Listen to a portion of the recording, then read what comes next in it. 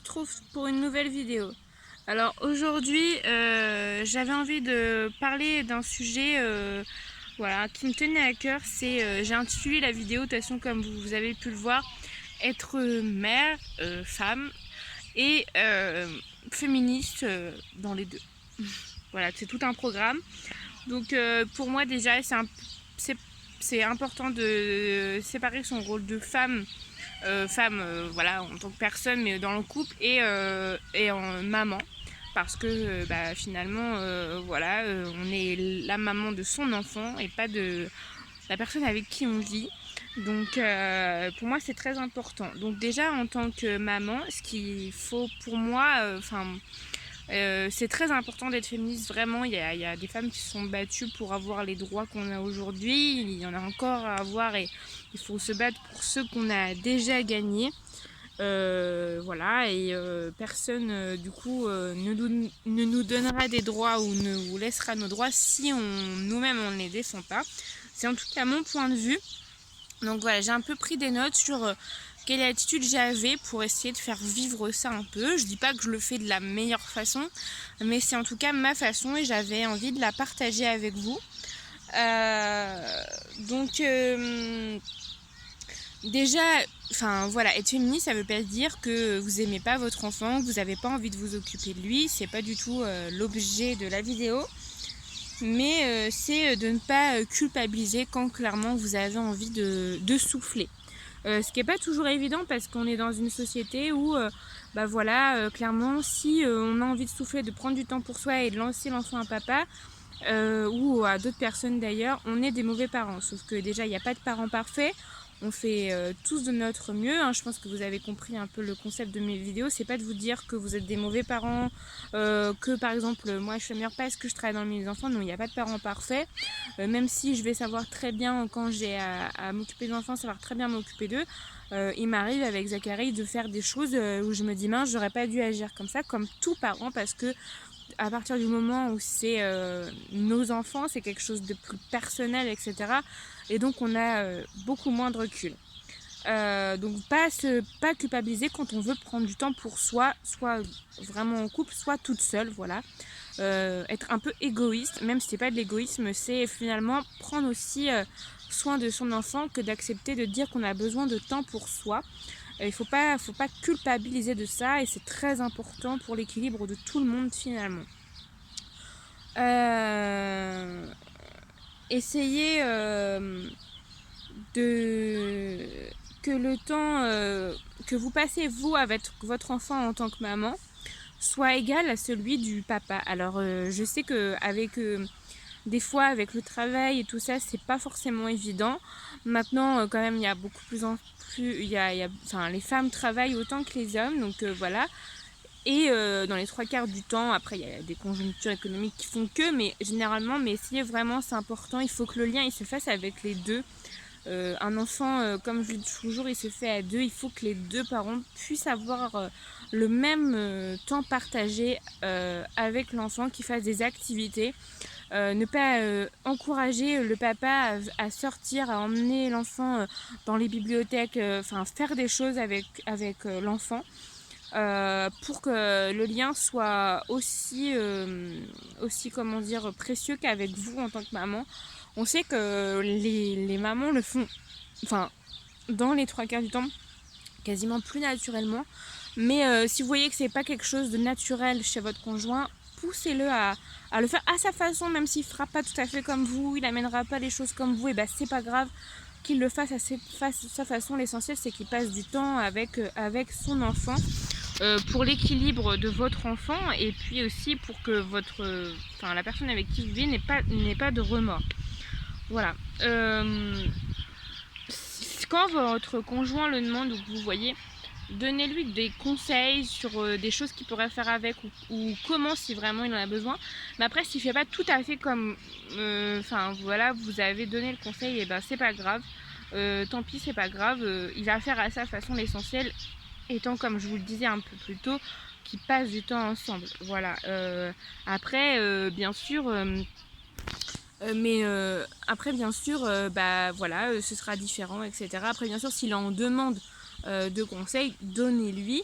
mais n'imposez pas que votre façon de faire. Des fois c'est un peu compliqué, mais vraiment je vous assure, hein, les papas c'est leur enfant aussi, ils sauront forcément à un moment donné comment faire, faut les laisser se débrouiller tout seuls, ils sont grands aussi. Donc mais vraiment c'est important de donner la place au papa aussi, c'est important. Des fois on a du mal à laisser la place au papa. Désolée, je regarde un peu par là parce que je filme dans un parc et les gens doivent me trouver folle à parler au téléphone. Ils ne peuvent pas forcément comprendre ce que je fais. Donc ça me fait un peu rire en fait. Voilà, c'est pour ça que je regarde un peu ailleurs. Alors après, être maman, je vais un peu faire dans le cliché, mais ça ne veut pas dire devenir esclave de ses enfants. Et encore moins du papa. Déjà, ça veut dire que vous n'allez pas être maman, ne veut pas dire que vous allez devenir la femme à tout faire à la maison, à faire à manger pour tout le monde tout le temps, à faire tout le ménage, non. Je veux dire, vous vivez, à part si, ce que je ne vous souhaite pas, vous vivez en tant que maman seule, mais en tout cas si vous vivez en couple, il est clair que même si votre conjoint travaille et que vous, voilà, par malchance ou par choix, vous n'avez pas de travail, il est hors de question que ce soit vous qui fassiez, dans ma conception, il est hors de question que ce soit vous qui fassiez tout. Il faut qu'après que ce soit réparti équitablement. Des fois, ce sera vous qui en ferez plus, des fois lui. Mais voilà, il ne faut pas que tout repose sur vous en ce qui concerne la gestion des enfants et de tout ce qui va avec. Voilà, parce que vraiment ça va être pesant et à un moment donné vous allez faire des reproches parce que justement vous en faites plus pour votre enfant et ça c'est pas du tout bon. Pour l'équilibre du couple, il faut vraiment que ce soit quelque chose de partagé. C'est pour l'équilibre de votre enfant, déjà donner un modèle, c'est-à-dire voilà, que dans le couple c'est pas un qui fait tout et l'autre qui fait rien, les deux font ensemble ou chacun ses tâches, enfin voilà, mais en tout cas il n'y a pas personne qui fait, il n'y a pas une personne qui fait tout et l'autre qui fait rien. Parce que clairement c'est un modèle que vous allez donner à vos enfants qui vont reproduire et je sais que nous on ne veut pas du tout donner ce modèle. Moi j'ai la chance d'avoir le papa de Zachary, donc Vassili, on partage entièrement les tâches et c'est quelque chose de naturel. Des fois on demande à l'un de faire ça pour nous ou inversement, mais vraiment voilà, c'est quelque chose de très équilibré et en fait pour nous c'est normal que ça se passe comme ça. On verrait pas les choses se passer autrement et des fois quand on voit que ça se passe autrement pour d'autres personnes, on est un peu gêné parce que on se dit mais c'est pas normal, pourquoi ça fonctionne comme ça, etc. Après, on sait que c'est encore très ancré, que les femmes font plus, etc. Mais on trouve que c'est vraiment pas moderne et que c'est vraiment... que du coup, on se dit que le patriarcat a encore de beaux restes et que nous, c'est vraiment quelque chose contre lequel on se bat. Et du coup, on se bat dans notre manière de vivre aussi. Voilà. Et on pense que ça aidera vraiment Zachary à vivre finalement de façon moderne, voilà, et à avoir une éducation équilibrée. Après, vous n'êtes pas qu'une maman, même si vous devez transmettre des valeurs à votre enfant, etc. Vous n'êtes pas qu'une maman, vous êtes aussi un couple avec le papa. Et donc n'hésitez pas à vous consacrer du temps en amoureux. Alors si vous avez un peu de moyens pour partir en week-end, faire un resto, ou alors si vous avez moins de moyens, vous faites un pique-nique dans un parc quand il fait un peu beau, même en hiver, vous couvrez un peu, vous mangez dehors, ou vous faites des plats un petit peu qui sortent du quotidien. Au lieu de faire des pâtes, vous faites autre chose, mais vraiment passer du temps en amoureux. Vous êtes un couple. Et si vous passez du temps ensemble, vous allez encore mieux vous aimer. Et donc l'enfant va le ressentir et il en sera d'autant plus heureux. Un enfant, il aime toujours quand ses parents, quand il sent que ses parents s'aiment, que quand il y a de la distance du fait qu'on passe pas assez de temps ensemble, etc. C'est vraiment quelque chose d'important qu'il faut travailler tout le temps, pour pas tomber que dans la routine où finalement on ne s'occupe que des enfants. C'est vraiment très important. Prenez soin de vous, mais vraiment de vous personnellement. Par exemple, moi je me maquille un petit peu.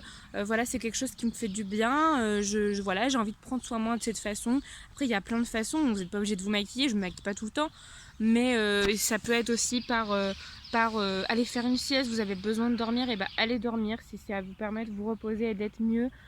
Prendre soin de vous, ça peut être aussi allez vous faire masser, prendre une heure pour voilà, une heure vraiment pour soi ou 2 heures même s'il faut. Le papa aussi, si vous avez besoin de faire du sport pour vous, le papa, etc. Vraiment aller prenez ce temps, ça peut que faire du bien et renforcer votre petite famille. Voilà. Si votre conjoint a un peu de mal avec ça, avec le fait de partager les tâches, etc., essayez de lui expliquer calmement, voilà, que c'est important, que vous fassiez les deux pour transmettre des bonnes valeurs à vos enfants, etc. Essayez de dialoguer vraiment. Et puis vraiment, il faut que vous soyez un modèle, enfin un modèle. On n'est pas parfait évidemment, mais essayez d'être un modèle féministe, que vos enfants aient des bons comportements, que ce soit fille ou garçon. Ne laissez pas, par exemple, ne dites pas à votre petite fille qu'elle doit faire plus le ménage que votre petit garçon parce que c'est une fille. Non, les deux doivent participer à la maison quand ils sont un peu plus grands, évidemment, à part égale. Et comme ça, dans leur vie, ils voudront que ça se passe ainsi pour eux. Et voilà, ça doit être vraiment quelque chose qui doit devenir naturel, mais transmettez-les vraiment dès le plus jeune âge, parce que c'est quelque chose qui va, plus c'est tôt inscrit, plus c'est naturel. Donc vraiment insister là-dessus. Mais du coup, si vous leur dites mais vous ne l'appliquez pas, ça va être difficile. Si vous faites les deux, ce sera vraiment quelque chose de naturel et c'est vraiment ce que je vous encourage à faire. N'hésitez pas quand il y a des rassemblements pour les droits des femmes, droit égalité homme-femme, à participer avec votre enfant, avec votre mari, votre conjoint, le papa, s'il est d'accord. Vraiment, et puis incitez-le à ce qu'il soit d'accord à participer, motivez-le. Voilà, d'une façon ou d'une autre, dites-lui que voilà, il y a des choses qu'il a besoin d'écouter, etc. Mais vraiment, c'est important, c'est important que votre couple ait toujours une vision féministe pour le bien de votre couple, pour le bien de vos enfants, et pour essayer par nos enfants de faire une société moins machiste, parce qu'il y a encore du boulot à ce niveau-là. Voilà, cette vidéo elle me tenait vraiment très à cœur, elle fera peut-être débat dans les commentaires, mais c'est pas grave. Voilà, on peut pas toujours tous être d'accord, mais moi c'est vraiment un point important et c'est quelque chose pour lequel je fais attention au quotidien. Donc voilà, je vous remercie d'avoir regardé la vidéo. Vous pouvez me retrouver sur mes réseaux sociaux. Comme ça vous verrez un petit peu des fois ce que je fais par rapport à ça. Des fois ça apparaît dans mes stories ou même en photo. Donc voilà. Je vous retrouve très vite pour de nouvelles vidéos. Ciao, ciao, bye bye!